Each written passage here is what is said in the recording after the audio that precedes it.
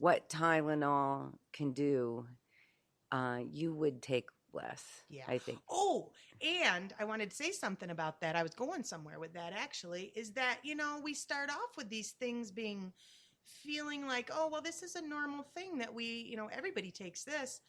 But then what, 5-10 years goes by and we get a news report that it's killing people or hurting people or Right. causing Rye syndrome or, it's just like, how do you know? Right. If to me, it's ever changing. Like It I is. see that in the medical industry and the pharmaceutical industry that, things that are considered safe today in 3 years may have a class action lawsuit against Right. them, Because of toxic buildup over 3 years' time. Right. Well, look at all the things that can pollute your liver now. I mean, who would have thought that? You could open up your medicine cabinet and reach up and grab a handful of all things that are bad for your liver. Absolutely. They did not know that. They didn't. I don't think they did. No. And, a good example of that is x-rays. X-rays right now are super low dose. Like, I don't remember what it was exactly, but when I was going through chiropractic school, they were teaching us about x-ray.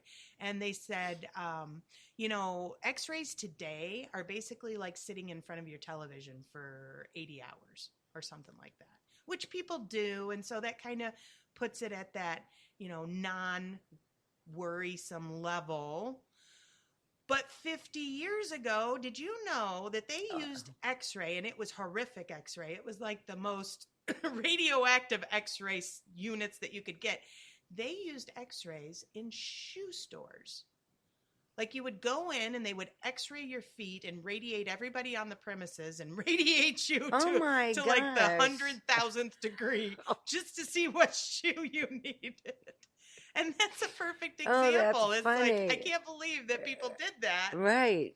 And nowadays. It was a newfangled gadget. Right. Nowadays, I don't know if you've been to the dentist and gotten x-rays recently, but they're wearing like hazmat suits right. and, they're putting these weighted aprons over you and over them. And I'm like, okay, and this is safe, right? Like, yep, you're right. Because they found out that it was dangerous because people started having toxic buildup in their bodies, which is anything in moderation, I think, is okay. I don't hardly ever take Tylenol once, and I don't even mean to just say that brand. Acetaminophen. Thank you. My brain is not functioning properly. I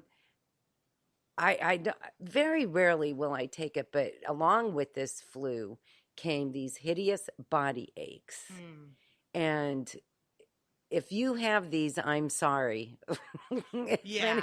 Because I felt like I was like 100 years old. Every joint, bones, like this bone in my arm here. Ooh, your forearm. Yes.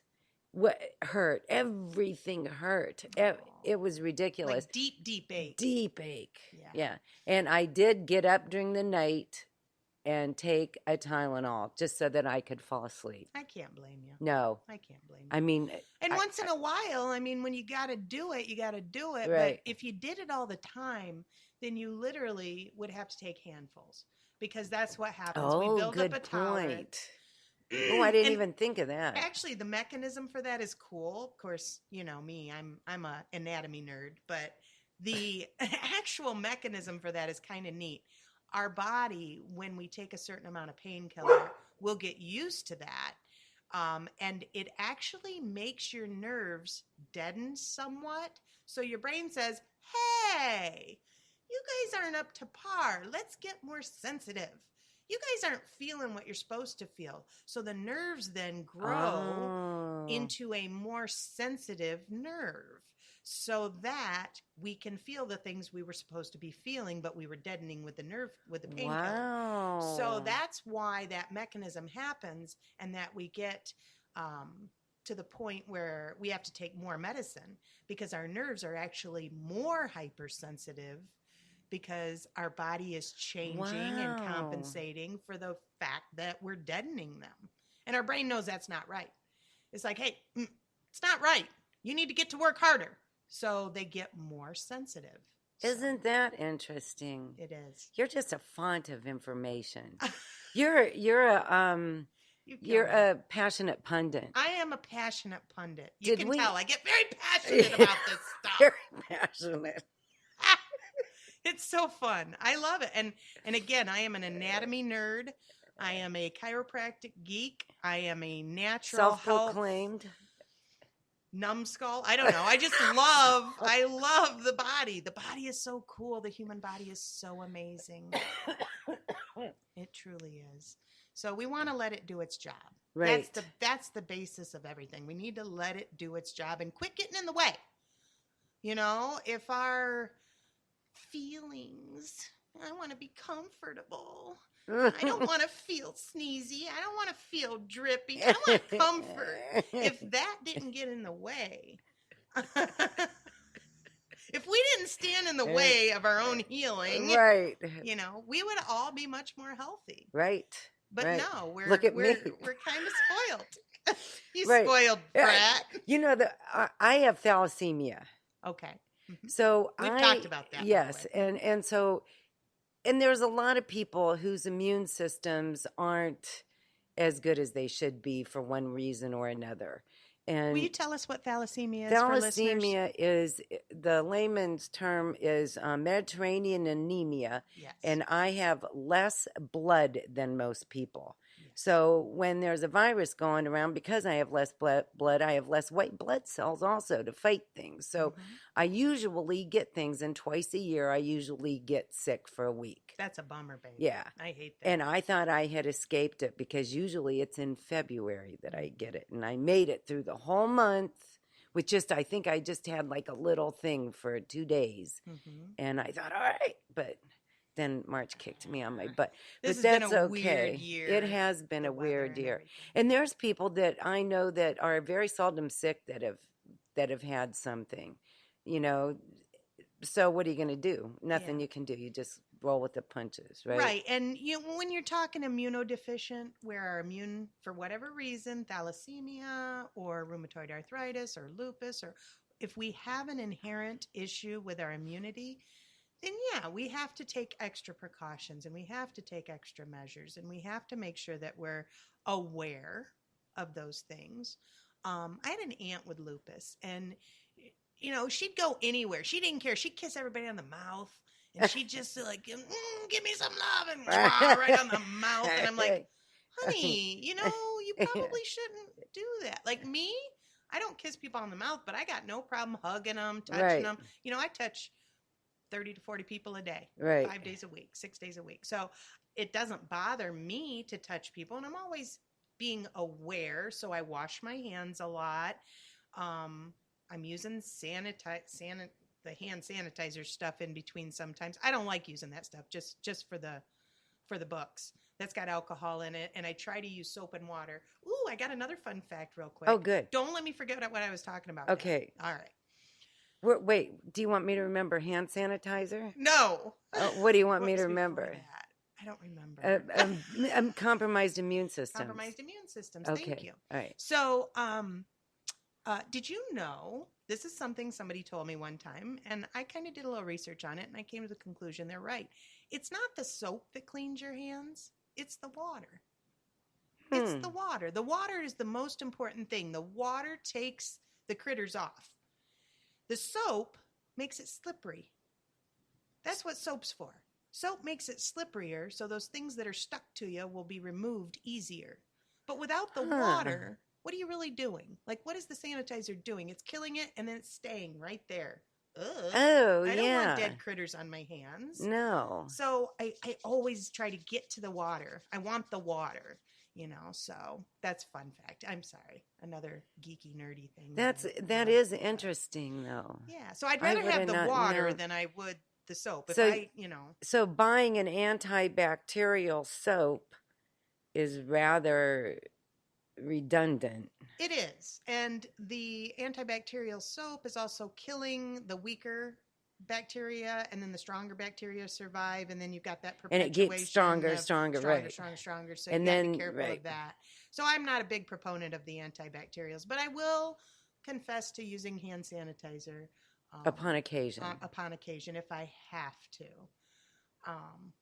I've got a few people on here talking. Rhonda says, Wonder Woman of our time. Great information. Thank you, honey. Glad you're listening. And then Tammy, she says, I'm keeping the stocks up in Kleenex. So, yeah, absolutely. And Kleenex are so important. But you have to make sure you throw them away. Don't leave them around.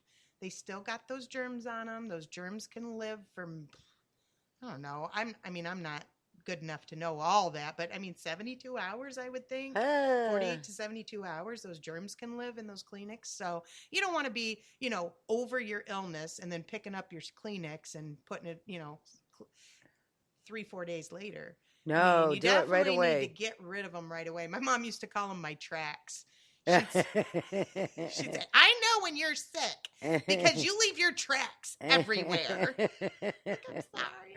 And definitely mom doesn't want to pick them up. You don't want to have to touch other people's stuff. I'm not a big germaphobe, though. I'm not, because I just really keep my immune system good, and I eat as healthy as I can, and, a little bit of exercise, and I just do everything, take all my good for me's, try and stay as healthy as possible so I can always be fighting. Right. So anybody who walks through my door, I'm not worried. I'm not worried about it. Good. That's good to know. Yeah. So compromised immune system. Yeah, because when you have a compromised immune system, you have to worry about it. Right. I don't have to as much. Right. But people with compromised immune systems, they have to worry more about it. So you have to be more mindful. No kissing on the lips with strangers. Honestly, most people don't really enjoy it anyway. No, you're not. Who you've been talking to? I hate to tell, the great aunt that kisses you, even though she's moldy and she comes and she just, mwah! I just don't like it. I don't like it. Bebka, let me kiss you. Yes. I'm glad nobody's saying anything about that. Good. But I'll kiss somebody someday I'm going to be that old aunt. Don't you do it to me. I almost got dirty for a minute too. I gotta be careful. This is internet, but still. All right, so you got to talk about your thing. Yes. Can I talk? Can I bring yes, up my ma'am, thing? please. You'll like my thing. All right, let's hear it. All right, let me look at it. I'm ready. That's not it. Oh, no. All right. My thing for this week that I want to bring up to you, and you'll love this because Patrick says it's right up your alley, is emotional blocks that trigger illness. Oh. As she hacks and coughs. Yes. That is, yes, Patrick is right. Yeah. Emotional blocks, people don't realize you can get these, like past childhood traumas or past traumas in your life, or even for some past lives. Okay. I don't know much about that, but there are past life regressionist therapists that, can talk to you about things that may or may not have happened in a past life, that has triggered this trauma inside of you that you can heal if you know it's there. And, a lot of people don't believe in that, and that's okay, to each his own. I'm kind of a fence sitter. I've never really had too much experience with it, so I'm just sort of feeling that out right now. But I definitely know that in this lifetime, you can have traumatic events that stick with you physically, not just emotionally, but physically. So once something becomes an emotional block inside of you, it really blocks your physical energy. It does. From being able to function at full fruition. I have an example. I'm going to tell you a story. So this was a while ago. I had a fella come in, and he was in his 60s. I want to say early 60s. I don't know. But he had a chest pain, and he had this chest pain for many, many, many years. And it was kind of up here on the left top chest portion. It was right over his heart. So over the years, he'd had different doctors. Oh, there's something wrong with your heart. They'd listen and oh, there's something wrong, or oh, why is it like this? And then they'd send him for testing, and there was never anything wrong with this man's heart. Somebody told him eventually he had the heart of a 25-year-old. There's no reason why he would be having pains. So he eventually ended up with me, which I love because